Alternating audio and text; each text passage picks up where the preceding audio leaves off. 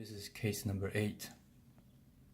The idea here is that the big blind mostly has pairs, low pairs, and very few kings. Open with under the gun, raise, get called mostly by pairs. So let's look at the small blinds range. Mostly we would have faced a raise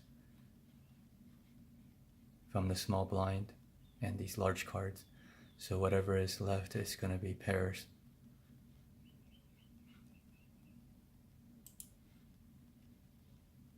And then the big blind has a mostly paired range.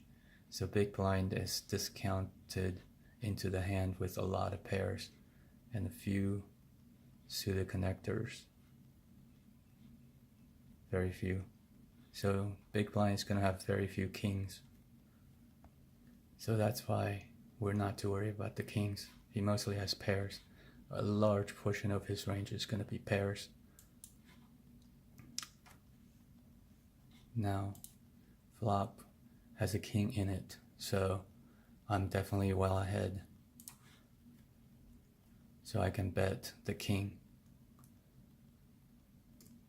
due to my range advantage, and I was the under the gun raiser. And when the 10 comes, again remembering that he mostly has pairs, the 10 pairing is excellent for me. So it was a blunder not to bet quarter pot here. The thing serves two functionality. The turn 10 is a good card for the under the gun, so we need to bet quarter bet and its functionality to get value and to tighten the big blind's range such that we're in position, and if the big blind leads the turn, we know that he wants to get called because it looks like we have a showdownable hand. If we're betting a third, we like our hand, a third or a quarter. So here it would be a mistake not to bet. See, I checked and that's wrong. It needs to be a quarter pot bet and it will be a 2.1 error. So that's case number 8. And once you get to this river, you only have a 10, so it has no functionality, even though he has very few kings. In fact, this is something I don't fully understand, but it's a huge EV difference when you bet here on the river. Even though you're still ahead a lot of times, but the turn is where it has functionality and you could get called